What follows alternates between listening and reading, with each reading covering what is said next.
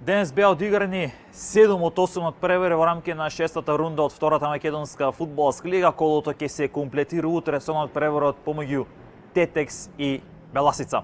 Денес на градскиот стадион во Штип екипата на Брегалница дојде до триумф од 2-0 над тимот од Ресен, односно екипата на Преспа, откако во првиот дел Калпачки постигна погодок за водство од 1-0 по првите 45 минути, а во вториот дел Масевски погоди за конечни 2-0.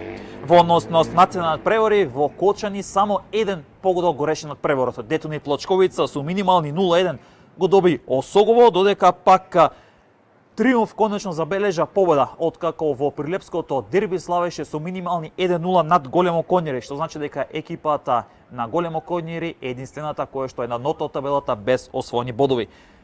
Вардар Неготино доживеа нов дебакл, откако на домашен терен загуби со 1-5 од Охрид, додека пак Шкендија Арачиново славеше со 2-1 над Слоговиница. Новаци и Саса ги поделија бодовите во единствениот меч кој што заврши без погодоци, односно 0-0, додека пак Кожов и Скопје во надпревар кој што имаше дури 13 минути судиско дополнување заврши без победник со поделба на бодовите, односно 1-1.